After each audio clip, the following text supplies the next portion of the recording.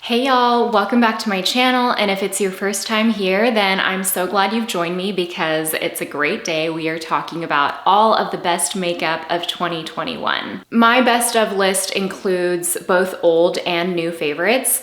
To be honest, I had contemplated whether I should just stick to new releases or new products that came into my life in 2021, but to be honest, I'm not the kind of consumer or content creator for that matter that just chases or focuses on new launches. I really like to know, and I think it's interesting to hear about what people really use to see the most loved makeup, what continues to remain in our rituals year after year. So there are some very, very long time favorites here, as well as some new favorites of 2021, as well as even some pretty recent acquisitions.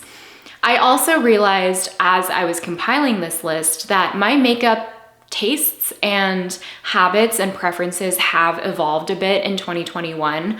Obviously, all of our lives have had to change, and one of the big changes in my life is that I'm fully remote, I work from home, and therefore my beauty preferences, purchasing habits, application methods, all of that have evolved to adapt to this new life. So I want to take this best of list also as a moment to reflect on how my own sensibilities have adapted and changed and evolved going into 2022. I'm going to share everything in order of application. For me, I usually do start with base, so I'm going to start there. And I've also tried to film myself using as many of these products as I could, so I'm going to cut those in as we go. So let's start with primer. Now, I'm not a big primer user, to be honest. In my day-to-day life, my skincare is my primer. If I want to create a hydrated, luminous, protected base, protected from the sun, I usually rely on my skincare. But this summer, I found myself very oily, and as I've been filming more video content and I'm under studio lights, I sort of have found myself having new needs when it comes to my base. So the one primer that really stood out to me that I used a ton this year, I actually used it today, is the Chantecaille Anti-Pollution Mattifying Cream. It does have a slightly, it's not exactly pore filling, but it does have a slightly slippy feel. It's a very thin, almost like a veil over your skin, like a very thin veil over the skin that does smooth the appearance of pores, and it dries completely matte and it knocks back shine. And it also prolongs the wear of my base makeup. In the wintertime now, I'm definitely not using this all the time. I use it when I film or when I know I'm having a long wear makeup day, which are honestly few and far between lately.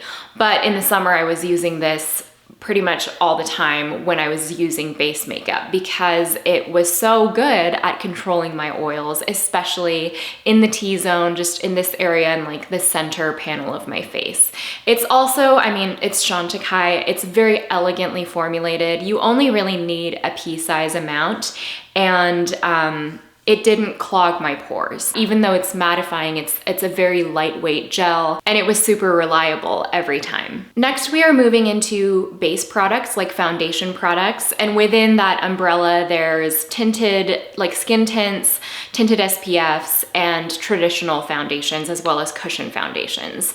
For me, I really love this category because that's where I spend most of my time, is on the skin, making the skin look good. And I find that the older I get, and with the lifestyle shift that I'm in, I'm much more focused on my skin being healthy and also looking healthy rather than coverage and going full on with base makeup, which has kind of always been my taste, but I've definitely leaned more into it. Even though base products are one of my favorite categories of beauty, I don't experiment with base products a lot, to be honest. It takes a lot to knock out my long-term favorites because I don't know, I think it's because I used to have really bad acne as a teenager and in my early 20s that I have like trust issues with base products, that they'll break me out or that they will cause some sort of reaction or redness. Even though my skin is in a very stable place now, I'm very, very discerning about which base products I choose to use. So let's start with tinted SPF. This is a newer acquisition in my life. I've been using it for a couple of months, and it is the Tower 28 Sunny Days SPF 30 Broad Spectrum Tinted Sunscreen. I use the shade 30 PCH. This is such a beautiful texture, and I never thought that I would love a tinted SPF with mineral sunscreen. This has, I think, 14 shades, but they span from very, very fair to very deep. It's the most inclusive tinted SPF product I think I've ever seen. To me, I still use my regular SPF underneath this because I think to get the appropriate true SPF coverage, you would need to use a lot more of this than I actually do. For me, the SPF is just kind of like an extra nice addition for extra sun protection on top of my usual base. But this is super elegant and spreadable, and you would never think that this actually is a mineral SPF. It has none of the chalkiness, none of the potential pilling, none of the sometimes sinking into pores that tinted mineral SPFs have. It's a very runny, fluid texture that's easy to spread with your fingers, with a brush. I oftentimes just use it with my fingers. And it has surprisingly good coverage. I would say it's even like a medium coverage. So for me, this definitely functions as like a serious base product. And I think because it hits all of these marks, it has become a staple in my routine. It's also an interesting tinted SPF product in that it starts out very luminous, but it actually becomes more matte and more set as the day goes on, which is the total opposite of most base products for me. Most base products for me only get more luminous and more oily and break apart throughout the day. This doesn't do that. It actually really sets and has a long wear time, which totally surprised me. It's also fragrance-free. It's designed with sensitive skin in mind, and from what I understand, it's cruelty-free. It has the seal of approval of the National Eczema Association, which I think it's the only product of its kind that does have that. So I think this would suit a lot of different skin types, skin tones, and skin needs. The next skin tint, which is purely just a tint, is a long-standing favorite of mine. It's the Chanel Water Fresh tint, the Le Beige Water Fresh tint. I use the shade medium. Chanel is not known for having a very inclusive shade range. They did expand this shade range to include 2 deeper shades. I haven't seen them in person and I haven't seen them on camera, so I actually don't know how deep they go. So I do want to be conscientious of that as I'm sharing a review of this product. It is really a water serum. Like, it's a serum formula that has very, very light pigment capsules suspended in the formula. So as you pump it out and you warm it up either with your hand or a brush, the pigment capsules, they burst and they sort of create a very, very sheer veil of coverage over your skin. It's almost like, I would say, coverage-wise, similar to like the Glossier skin tint in that it doesn't really do much of anything, but I like this much better than the Glossier skin tint because it actually does create this beautiful ethereal glow across the skin, and it's just enough coverage to take down redness, and it's a watery serum, so you do feel it's kind of wet as you're applying it, and then it sort of sets itself. Obviously, it's called the Water Fresh tint. It's not going to be a coverage product. For me, this is actually something I use when I'm working from home, or if I'm just gonna go out to run errands, I might just take a pump and rub it in with my fingers. It just gives me a bit of like a healthy, dewy look. And if you want to amp up coverage, you can obviously use concealer. I've mixed this in with other foundations, and it just remains a very, very unique and beautiful skin product. product. For traditional foundations, I have two long-standing favorites. The Dior Backstage foundation has been a favorite of mine for like 4 years. It just does everything I want it to do. It's lightweight, it's fluid, it's self-setting to a natural finish. It starts out with light to medium coverage, but it's buildable to about a high medium. And it just looks so skin-like. It does contain alcohol, so I think it's best for normal to oily skins. I know that people with dry skin have said that this can catch on dry patches, but for me and my skin needs, it just does everything I want it to do. It's the most reliable, beautiful foundation that I've ever used, and it still remains my #1 foundation year after year. The shade Too Warm Olive is probably one of the best foundation shade matches I've ever used, ever. And so I just continue to come back to this. And when I have a day where I know I'm gonna be out, I need my skin to look good, I want it to be long wearing, I always turn to the Dior Backstage. My full coverage foundation pick is the Gucci foundation. I actually have two shades. 250O is my summer shade and 220N is my winter shade. I think on its own, 220N is quite light for me. I always mix these together in the winter, and then in the summer, I use 250O on its own. It comes in a frosted glass bottle with a pump, and it's sort of a lotiony texture. It definitely has silicones in the formula, and I find that it applies best with fingers, but this is my special event formula or my filming formula. For example, I'm wearing it today because I knew I'd be under these lights for a couple of hours, and it really holds up well. I love that it gives you a super filtered appearance. I don't know how exactly it works, but even as you're applying it, it creates a filtered look over pores, over fine lines, imperfections. I think it has just enough silicone in the formula that it gives you that glide across the skin without becoming slippy or oily. It looks beautiful powdered or unpowdered. I think if you have more normal skin, you don't need to powder it probably because it is a self-setting foundation. And even though it has such high coverage, like to me, this is as full coverage as I go. It can be adjustable. You can apply a pretty thin sheer layer, which is what I did today, or you can build it up. Like I mentioned, I like this best with fingers. I have applied it with a brush, but I find you get the most skin-like finish with fingers when you sort of spread it across the skin and then pat it in.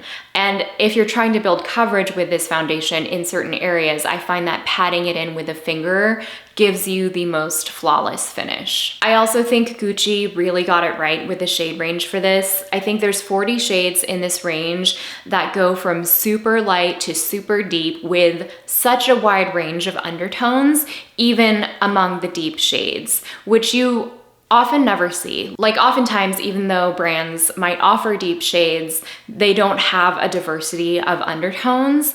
With these, there are so many undertones in the deep category. There's red undertones, there's neutral undertones, there's cool undertones. It's just a very impressive offering. Because it's a Gucci product, if you've tried Gucci makeup, it is heavily scented. It does have that classic Gucci kind of powdery floral quality to it. It does fade over time, but it is noticeable. So if you're fragrance sensitive, you should probably avoid. So I think this is one of those foundations that if it works for you, it really works for you. And if it doesn't, then it might not be your thing.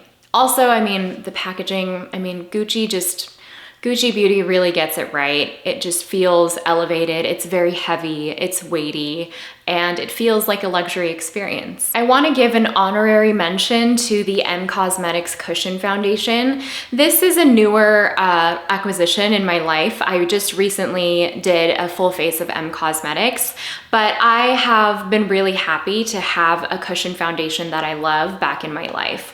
In the past, I've loved the Armani Essence, Cushion to Go Essence something foundation. It's an Asia and Europe exclusive, but obviously it's hard to get your hands on and the shade range is not good. I wish they would expand the shade range. This has a slightly better shade range. It does offer medium tan, tan deep shade options. I don't think it goes very, very deep, at least from what I've heard and you all have told me in the comments. But it does have great undertones, I think, especially for if you're Asian. If you're my shade range, the shade that I use is Sweet Secret, which is a medium to tan. It's a very light medium coverage foundation. Most cushions are. It's kind of like a skincare meets foundation, but I love the cushion puff. It has the classic cushion packaging. And for me, this actually even smooths over pores. It perfects the skin. It gives you a very, very luminous skin look. It's not a long wear foundation. For me, it's just something I might pop on if I'm going to go out to run errands, if I'm gonna go grab a coffee and I just want to have a little bit of something on my skin. I would use this almost interchangeably with the Chanel Water Fresh tint. But because it's a cushion, it has a very convenient quality to it. You can use it on the go, and this has SPF 50, PA3+, broad spectrum. It's a blend of avobenzone, homosalate, octisalate, and titanium dioxide, so physical and chemical. And it's also a nice way to touch up SPF throughout the day. I mean, obviously it's not gonna be like a full reapplication of SPF, but if you're wearing makeup and this is the only alternative, it's a nice option to have. Moving into concealers, I have two long-standing favorites. Again, this is the Armani Power Fabric Concealer. I use the shade 5. It's a gel-like concealer formula that's super thin but high pigment, so it spreads out across the under eye so beautifully in such a thin layer. It doesn't add any heaviness or texture. It doesn't sink into fine lines, but it also doesn't lose coverage. I really only need like a dot in the inner corner and a dot in the outer corner, and that's usually how I apply my concealer. I've repurchased this many, many, many times because I love it so much. And the shade 5 has a pretty neutral golden undertone that works well for me most of the year, except when I'm very, very, very tan. Then I go up to 5.5 or 6. But yeah, I mean, there hasn't been a concealer yet, or at least a doe foot concealer, that's knocked this off the list. For spot concealing, another longtime favorite, the NARS Soft Matte Complete Concealer. I use the shade Custard in the winter and Ginger in the summer. This is such an interesting texture. It is a matte cream potted concealer, but even though the name is soft matte, I find this actually takes on the finish of whatever you apply it on top of. So if you have a more luminous base or if you have a lot of skincare down, it actually takes on the finish of that product, especially when you use it with your finger and sort of melt it into the skin. It takes on just such a beautiful skin-like finish, but it's very, very high coverage. Oftentimes I'll use like a pinpoint brush to pinpoint conceal sunspots or hyperpigmentation, leftover acne scars, that kind of thing. And it allows me to add coverage only where I want without adding a lot of product. So these are two brushes that I oftentimes use with this concealer. I have the Rephr 03, and then this is the Esam, what's this called? The V09. I think this is actually an eye brush, but I use it to conceal. And I think this speaks to another one of the ways that my makeup habits have changed a lot this year, which is that I use very, very light coverage, and I only add coverage where I need to with concealer. I only found myself wearing full coverage concealer for certain events this year, for shooting, for content creation, but in my day-to-day rituals of just daily life, I really didn't care about coverage. I mean, there were obviously times where I would have breakouts and stuff and I might want to cover those up, but I think because we're wearing masks all the time, I cared much more about my skin health and maintaining skin health underneath the mask than I did about the appearance of my skin in terms of coverage with makeup. Moving into powders is the Chantecaille Perfect Blur Setting Powder. This is a finishing powder, but I think you could also use it to set if you wanted. This was a limited edition spring packaging, but they've recently added this to their permanent line because it's so popular. And this product does something that I've never seen another powder do, which is that when you take a brush and buff it into the skin, like really kind of buff it across the surface of the skin, it makes your pores disappear. It's literally like adding an Instagram filter to any portion of your face. It just makes the surface of your skin look really smooth. And it does add a matte finish, but it's not a powdery, very dry matte. It's almost more like a, I don't know, like alabaster-y effect where it's like very smooth and it's not shiny, but it looks polished almost. So it's a baked gelée powder, which is why I think it has that quality. I especially love this paired with my Sonia G smooth buffer brush. I mean, these two products were like made for each other. This is, I mean, all of Sonia G's brushes are beautiful, but this is a flat top brush that has, it's not super densely packed, so it has a nice softness. It's super soft and a nice give. I'll actually retouch my powder now so you can see. You kind of buff it across the surface of the powder like that. And then this is a great touch-up powder because throughout the day, you can just buff it and tap it across wherever you need a bit of touch-up. And it just makes the skin look really smooth and perfected. I think you can actually see the difference of the oiliness here and the smoothness here, but it doesn't look unnatural. This powder does have a slight tint to it. This is the light medium version and there's a medium deep version, but it's really become like indispensable to me in my everyday makeup when I am wearing like base makeup. Let's talk cream blush. There were many, I mean, this has been a year of cream products, as was last year. I think because it's so easy to use, it's quick to use, and cream blush complements no makeup so beautifully because it's so adjustable in coverage. It looks skin-like, it can be dewy, it can be more mattifying depending on the formula. There are quite a few in this category, but I think what takes the cake for me is the Victoria Beckham Cheeky Posh blush sticks. They're just so easy to use. You can swipe it onto your cheeks or you can swipe a brush across the surface and then tap onto your cheeks.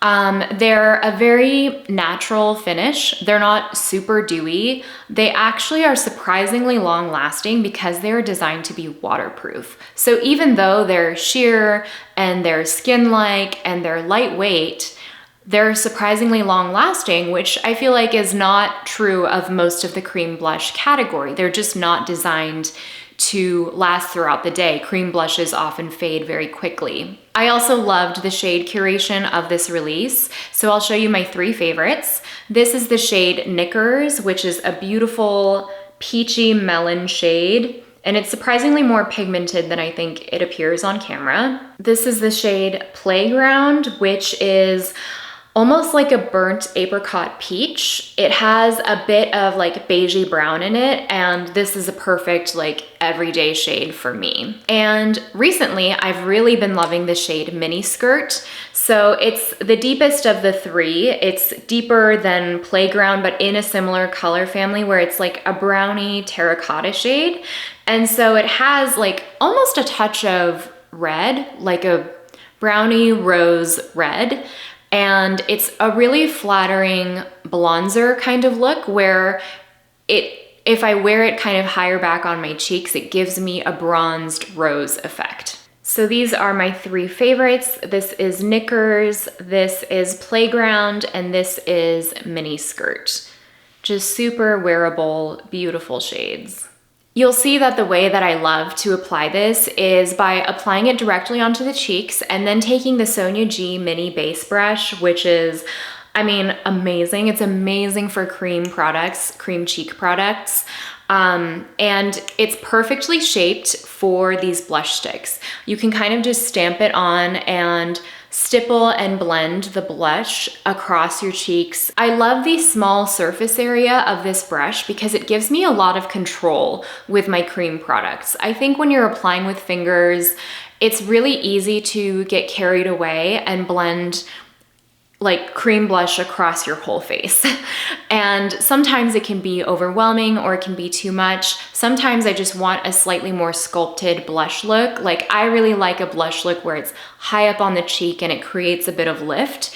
And this brush is perfect for that. I think this brush is from Sonia G's, I can't remember what the collection was called, but it's like a hybrid collection of natural and synthetic bristles that are designed for cream products specifically.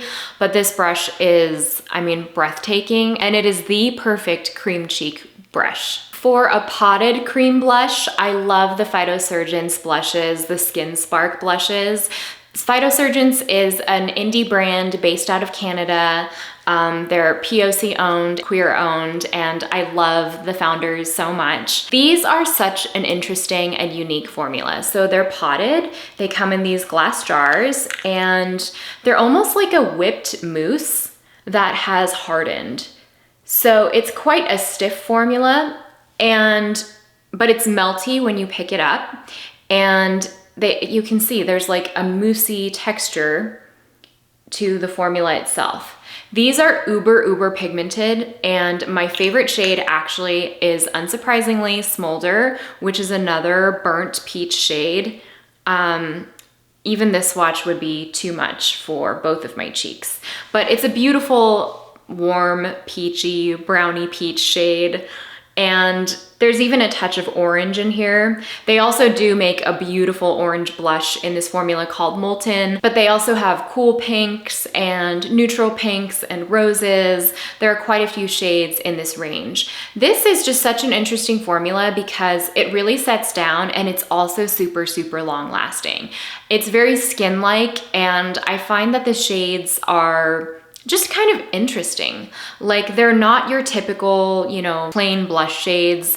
They have interesting undertones. There's a variety of depths among the blushes. It's really easy to just stick your little brush in here and stamp it across the cheeks and blend it out. For liquid blushes, there is only one, and it dominated my life this summer. It's the Danessa Myricks Vision Flush in the shade Ballet Slippers.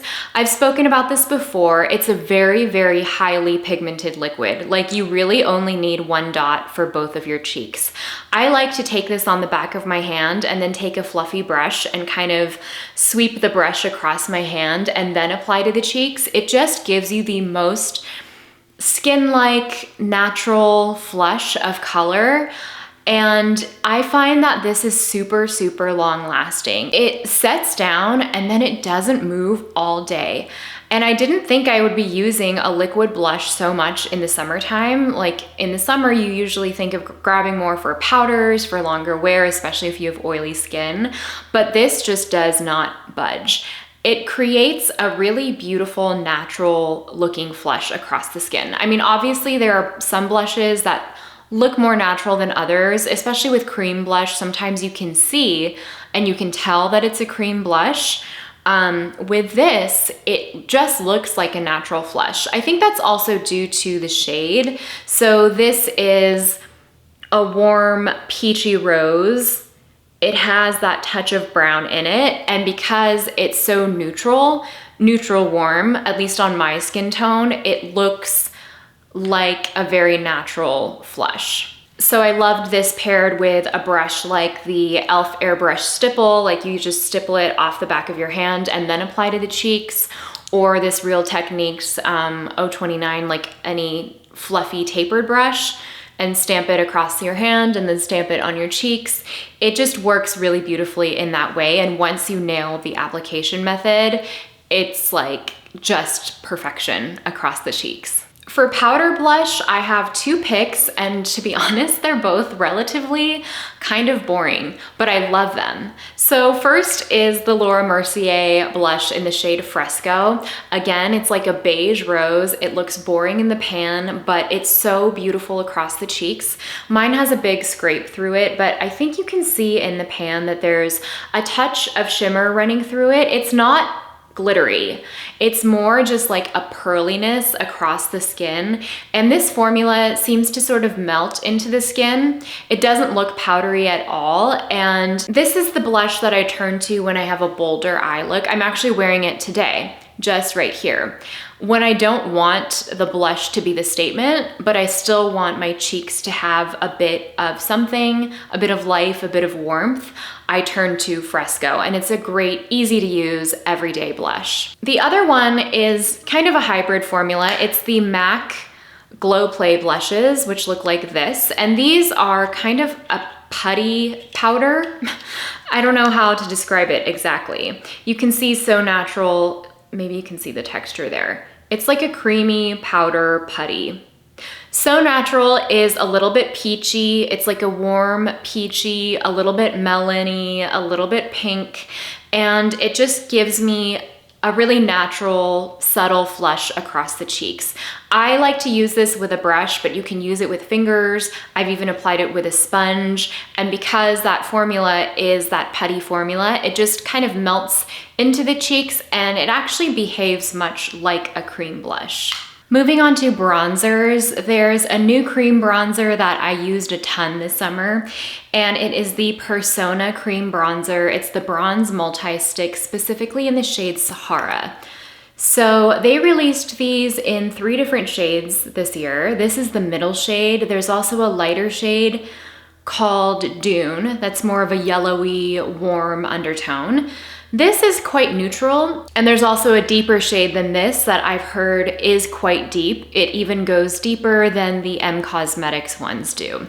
So that's just a shade reference based on a comment that someone really kindly left me. I loved this formula because it's super easy to blend out. So this is a swatch of the shade here. It is kind of a neutral caramely undertone. And I loved this shade, especially for sculpting. So I used this a lot in the summer around my cheekbones, around my forehead, even sometimes around my nose to just lightly sculpt the face. And I found that even though this shade is quite deep, it blended out so beautifully. It just looked really, really skin-like. It set to a natural finish. When topped with powder bronzer, which I'll talk about in a second, it just gave me really good longevity. For powder bronzer, there was really just one that totally dominated my life this year and also made me fall back in love again with powder bronzer. And that is the Victoria Beckham Beauty Matte Bronzing Brick. So this was a 2021 release, and I think they have this in 5 different shades. This is the shade 02. So this is a matte bronzing powder, and it comes in the beautiful Victoria Beckham Beauty packaging, and it is a 2-tone bronzer. So you have a lighter, slightly more neutral shade that you could use for contouring or sculpting, and a deeper, warmer shade that you can use to warm and bronze up the face, and it also comes with a very large mirror. And this is very weighty. It's also refillable, which is amazing. So you can just pop out the little pan here. You can see where you can dig your nail in to pop that out, and you can refill it. When I first picked up shade 02 and I saw it, it was in the summer, and I didn't think that it would be deep enough for me. I kind of was debating between 02 and 03, and I'm actually really glad I went with 02 because it shows up much deeper than you think it would in the pan. I think this is a perfect tone for my skin tone while still remaining buildable. It doesn't start out so intense. And because there's a lighter and deeper side, you can kind of adjust whether you want the shade to be more neutral, more sculpting. In terms of formula, this is a matte bronzing powder, but it is so refined and so smooth. It's never patchy. It never looks powdery on the skin. It just seems to like melt over and give you like a veil of bronze over the skin. And I think it's because the powder itself is so finely milled. It's a very high quality powder. I also used this for eyeshadow. I honestly use this almost every day for like several months straight. I just can't speak highly enough about this product. It was one of my most used, probably in my top 10 most used makeup of 2021. So for highlighters, I basically did not use powder highlighters at all in 2021. I probably picked up a powder highlighter fewer than 5 times, 10 times max. I think I'm just at a point where I'm not into a frosty highlighter look. I'm much more into a glossy shine, the kind of way that the light catches the cheek when you move to the side, but it's not visible when you look straight on. Because of that, I've only used liquid highlighters. So first is the Charlotte Tilbury Hollywood Flawless Filter in the shade 4. I have used and loved this forever. I use it under makeup, I use it over makeup. It's just so versatile. Because I have oily skin, I really only use it in the C section around my cheekbones. So from like here, around here. But I just dab it on the cheeks and I swipe it out with a brush. I kind of just tap it out and I keep it concentrated in that area. The other liquid highlighter is the Auric Glow Lust. And even though these are both liquid highlighters, I actually find them to be quite different in the way they perform. So the Auric Glow Lust is more of a lotion consistency. The Charlotte Tilbury is a little bit more fluid. It's a little bit thinner in texture. The Auric, it actually pumps out like a lotion, and it's what I have on my cheeks today. I have the shade Pyrite, which is a beautiful, true olive shade. It's very unique in the world of liquid highlighters. For Charlotte Tilbury, the shade 4 does give you a slightly olive undertone, but I would say Pyrite is like a really true olive. I've also noticed that Charlotte Tilbury, the flash, like when you turn your cheek, tends to be a little bit more silvery, whereas the glow with the Auric Glow Lust is a little bit more neutral, slightly more of like a neutral golden sheen. I'm wearing it on the cheeks today, I think you can tell, whereas Charlotte Tilbury can sometimes look a little bit more cool toned. I liked the Charlotte Tilbury in the summer because it's thinner. The Auric Glow Lust, because it's more lotiony, I'm finding I'm really enjoying the richer, creamier texture now that it's winter and I'm in the cooler months. But I do use them interchangeably. I love them both and they're honestly indispensable in my routine. So moving into eyeshadow.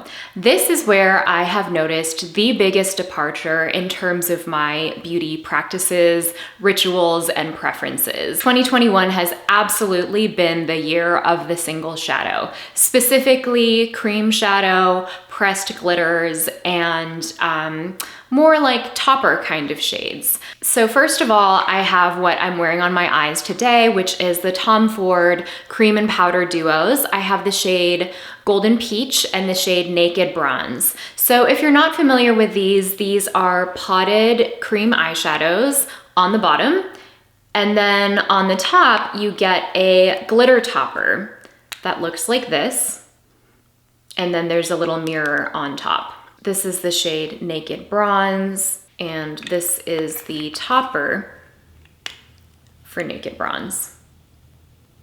On my eyes today, I'm wearing the Tom Ford Naked Bronze Cream with the Naked Bronze topper, and then the Golden Peach topper only in my inner corner and sort of across my brow bone. So the cream formula is so beautiful. It is kind of a moussey whipped cream texture and it is super blendable. It has a bit of pearliness and sheen running through it, but it's not shiny and it's definitely not metallic. It's just a very sophisticated, chic kind of cream eyeshadow look. This is one layer of Naked Bronze, and I think you can see as I'm swatching it that it is very buildable in depth, and it's also very blendable on the edges. So this is Golden Peach. Golden Peach is really my favorite in the summertime, and as the weather has cooled down and I'm going for more smoky, dramatic eye looks, I've been into Naked Bronze. Personally, I think this is a product that was very much ahead of its time in terms of a release. The topper is a very sort of sheer, wet-looking micro glitter topper. It doesn't really have much of a base color. This is the Naked Bronze one. Here it is swatched below the Naked Bronze shade. It just gives you a very glossy eye look. Of the two toppers, I tend to like the Golden Peach one more because I feel like it flatters my undertones better. It's definitely more of like a warm champagne. And I think you can see the rosy, warm undertones of this shade. So I will swatch it under the Golden Peach Cream. This one's definitely more of a warm gold, rose gold almost. For me, if I got rid of my whole makeup collection and I only kept a few items that I would use over and over and over again, I would definitely keep these. And I think it's a really special, beautiful, twinkly, mature kind of scattered shimmer eye look. And it's just such a beautiful product. So speaking of elevated neutrals and my affinity for them this year, my single eyeshadow, powder eyeshadow pick definitely reflects this. These are the Chantecaille Luminescent Eye Shades, and these are single baked gelée powders, and they are just so complex and twinkly and just subtle and special and very different. So with the luminescent eye shades, each shade is developed and named after an endangered species, and part of the profits of the sales go toward the conservation of that species. So I have a couple of shades that have been real standouts for me. The first is Lion, and this is the one I just showed you. No surprise, it's a beautiful, warm, golden copper, I would say. These have kind of a twinkly quality to them. I find they apply obviously most pigmented with a finger, but I also love these with a brush. These are all beautiful one and done shades. The other shade I used a lot, oftentimes in conjunction with Lion, was the shade Giraffe. So this is called a burnished brown. It definitely has like a cocoa quality to it, a bit of depth, and this also has a little bit of shimmer. So that is Lion and Giraffe. And then this is the shade Zebra, which is called a rose gold. It has a slightly like pink shift, and it's a really beautiful shade, also worn all over the eye.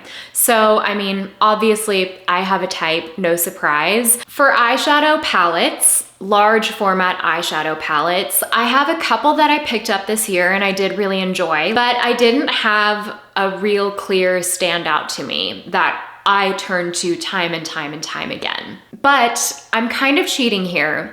I have a palette that's just recently come into my collection that I think, had it come into my collection sooner in the year, would definitely be a 2021 favorite. It's just because it only came into my collection a couple of weeks ago that it's not the decisive winner. But it's the Natasha Denona Green Brown palette. This is a palette that I have lusted after for 5+ years. So it looks like this, and it's so beautiful. It's full of warm, neutral browns and different shades of green. There's murky gold greens, there's minty greens, there's true emerald greens, and it is so beautiful. It's every bit as beautiful as I had hoped. For me, this is a palette that is full of simple one and done eye looks. These are all shades that are easy to wear, that I can use blended out all over the eye for a simple,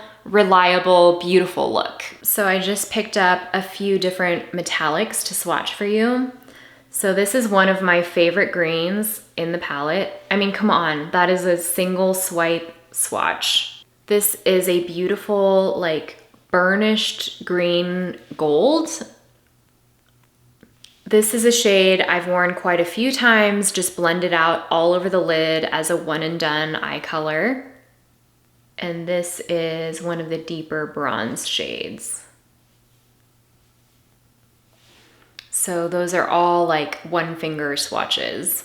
Needless to say, I'm in love with this palette. I'm so glad I finally have it in my collection. And since I've picked it up, I find myself wanting to use it every time I go to do a more full-on makeup look. And that is a feeling that I haven't had in a long time. These next few categories are eyeliners, mascaras, and brow products, which are not the most exciting to me, but they are the workhorse categories. And they're categories in which I don't have a lot of rotation, but I do rely on those products to perform very, very well. So first up for eyeliner, I have the Victoria Beckham Beauty Satin Kajal eyeliner.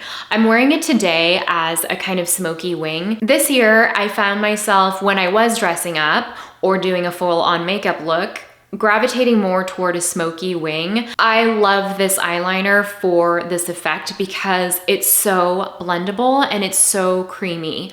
I have learned a lot about doing winged eyeliner for a more hooded eye and for honestly an Asian hooded eyelid, like a double hooded eyelid. Because this is so creamy, it just glides over my eyelid and it's so easy to buff out with an angled brush and just create a bit of lift and then add a little product, create a bit of lift.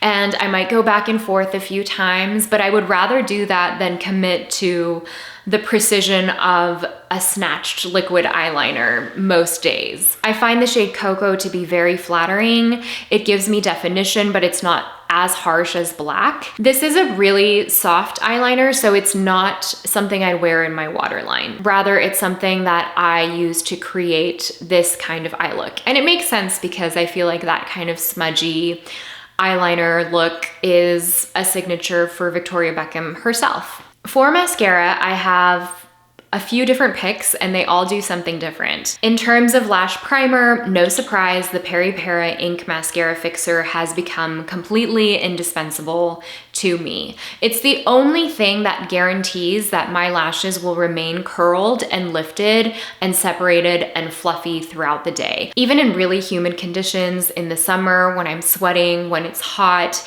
it's the only thing that gives any mascara, for me, a fighting chance of staying lifted and curled. The most unique mascara that I tried in 2021 became such a favorite and it totally surprised me. It's what I'm wearing today. It is the Surratt Noir Lash Tint. Now this is a metal applicator. It has a little tube that looks like a screw. It's so weird. When I first saw it, I was like, I just don't understand how it applies product to your lashes, but it does. And it creates the most separated, lengthened, lifted, fluttery lash look ever. And it's super black and it lasts all day long. Like this stuff does not smudge. For me, it's like it works because it gives my lashes enough length and lift without being heavy and without weighing them down. And I think that's why it's such a buildable formula on me. I can use it multiple coats in a row to get the length and lift that I want without adding so much heaviness to my lashes. The last mascara pick for me is the Rare Beauty mascara. This was such a surprise for me. This is the mini. I'm kind of getting down to its last uses, but it has a beautiful natural bristle brush with a lot of like separation. So it creates a really lengthened, lifted, curled, fluffy, fluttery lash look, and it's very, very black. You can also build a couple of coats of this and it gives you length and volume and it builds without getting spidery again, like I mentioned, and without weighing down my lashes. It's also water resistant. It's not marketed as waterproof, but I definitely do need to use my micellar water oil cleanser at the end of the day to get it off. But it does not smudge on me. And I have really loved this for a slightly more dramatic lash look. I have loved this when I'm on camera, when I'm shooting. I mean, eyelashes are all relative, but for me, it's given me a balance of both length and volume without compromising curl, lift, or smudging. My brow routine has been very, very consistent, especially in like the second half of 2021. Unsurprisingly, I have loved the Refi Brow Sculpt. I use it pretty much anytime I'm wearing makeup. For me, I like that this is a matte brow pomade and it actually gives my brows lift and it holds them in place. I kind of back comb against the brows and then I take a finger and I press the brow hairs against my skin. And I find that that prevents the brows from falling because they're kind of glued to the skin. And I also find that that prevents over application of the product. I've heard a lot of people complain about kind of a dandruffy look, like peeling or getting crusty throughout the day. And I feel like the way I avoid that is when I press the brow hairs down, I also sort of swipe off excess product. And that's the best way that I have found to avoid any kind of flaking throughout the day. It did take a bit of a learning curve to get to this point, but now that I know exactly how to use it, I love it so much. So once I have the brow gel down, I always go in with the Milani Weekend Brow. This is the best brow pen I've tried. It is a brush tip. It's super fine. It doesn't release too much product at once, so it lets you create real hair-like strokes, but it's very forgiving. I feel like some other brow pens I've used, you like touch it to your skin and there's like an ink blot and it's so heavy. This one, you get a lot of control. It's very fine. And the shade Espresso is a perfect cool toned deep brown for my skin tone and my hair color. Moving into lip products, I'm going to talk about the products in order of sheer to opaque. So first up is sheer glossy lip products that come in doe foot applicators. First up is the Make Beauty Serum Balm. If you've watched my best of skincare video, you will have seen these as well as a lot of stuff by Make Beauty. They just like took my life by storm in the second half of 2021. But these I just cannot be without. I have one in my purse, I have one in my car, I have one next to my bed. These are a liquefied serum-y balm. They're almost more of like a gel formula that is lightweight but not sticky. So they come in this beautiful packaging. It's very pretty. It's like futuristic. It's minimal. It has that little window where you can see the product. They're very, very lightly tinted, just enough to add a bit of light to your face, but not enough to look like a noticeable color. It just looks like your lips have flushed.